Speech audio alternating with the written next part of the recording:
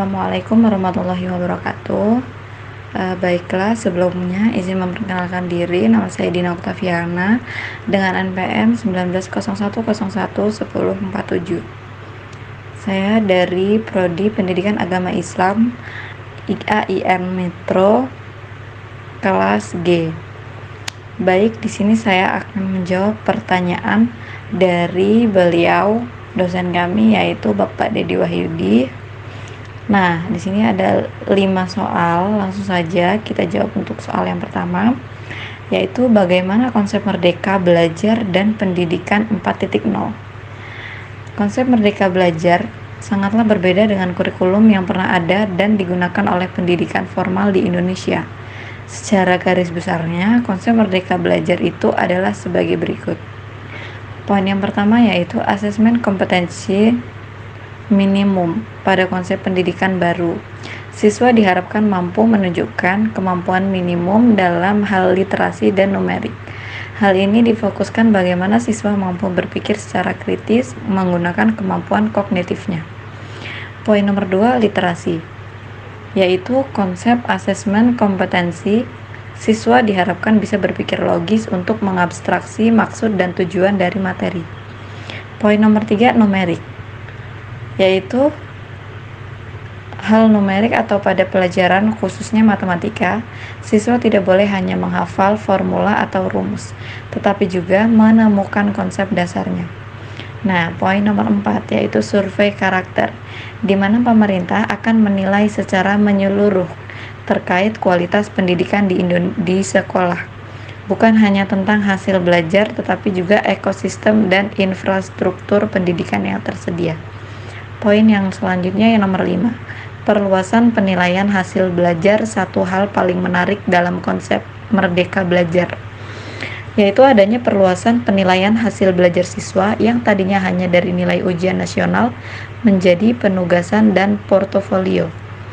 Poin nomor 6 yaitu pemerataan kualitas pendidikan. Pemerintah membuat kebijakan afirmasi dan pemberian kuota khusus bagi siswa yang tinggal di daerah 3T. Poin nomor 7, pengembangkan pola pikir konsep pendidikan. Merdeka belajar memiliki fokus pada pengembangan kemampuan kognitif siswa, yang mana siswa akan ditantang untuk mampu berpikir kritis dengan analisis yang baik. Oke, baiklah, selanjutnya yaitu soal nomor 2.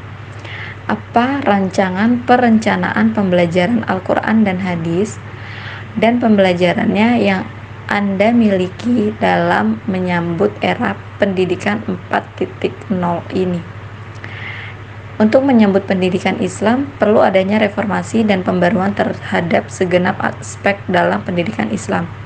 Ada 3 rancangan yang harus dilakukan, yaitu poin yang pertama, mampu membaca dengan fasih, menerjemahkan, menyimpulkan isi kandungan ayat, serta menyalin dan menghafal ayat-ayat pilihan.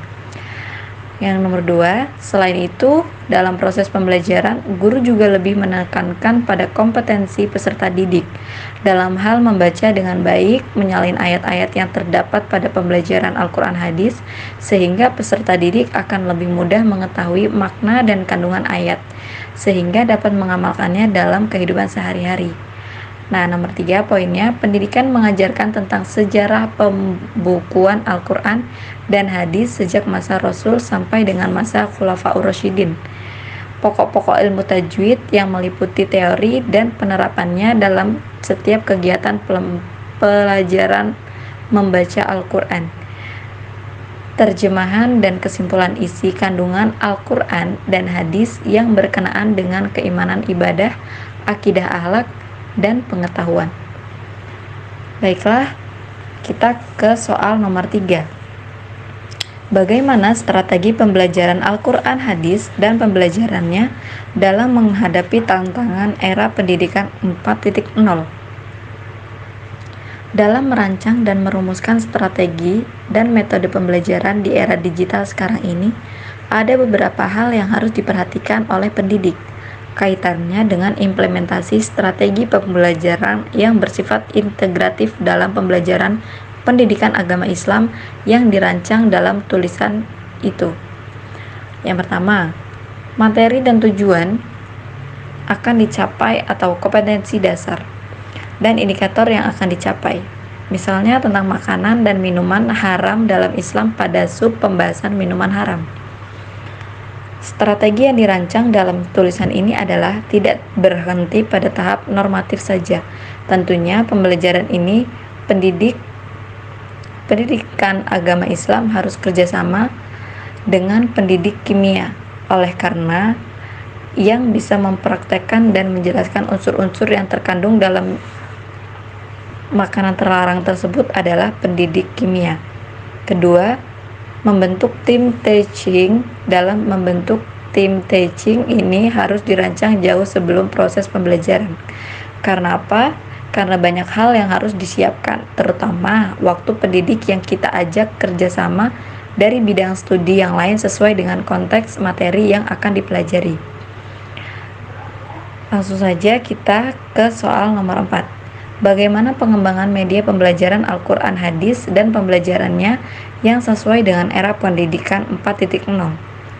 Secara umum, manfaat media pembelajaran yang akan digunakan sebagai media utama pembelajaran Al-Quran Hadis dapat dikatakan untuk memperlancar interaksi antara guru dengan siswa, sehingga kegiatan pembelajaran lebih efektif dan efisien, baik dari segi teoritis maupun praktikum, yang ada pada akhirnya teraplikasi dalam tindakan.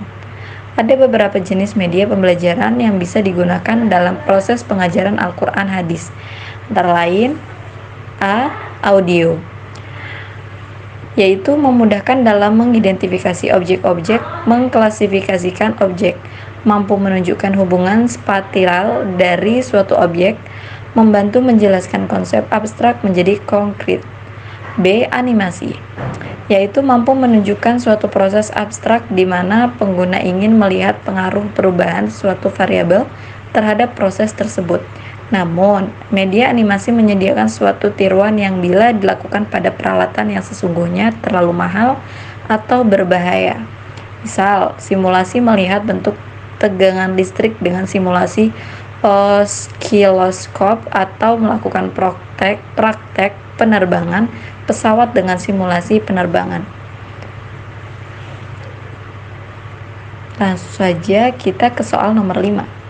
Apa pendapat Anda yang tentunya didukung dari berbagai teori yang kuat terkait evaluasi pembelajaran Al-Quran Hadis dan pembelajarannya dalam suasana yang berdampingan dengan COVID-19?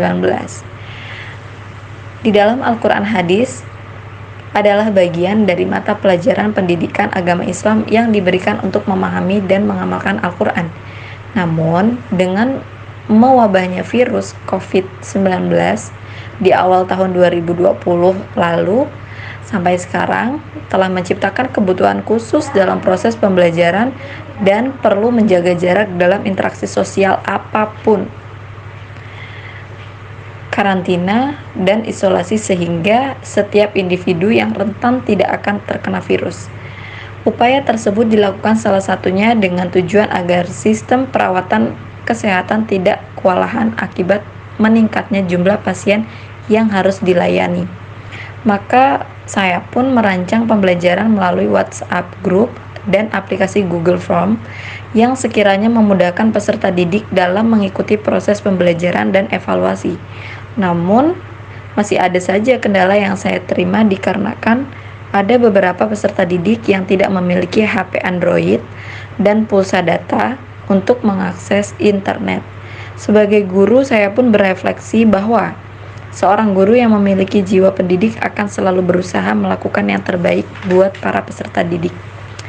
Baiklah, sekian yang dapat saya sampaikan. Mudah-mudahan bermanfaat.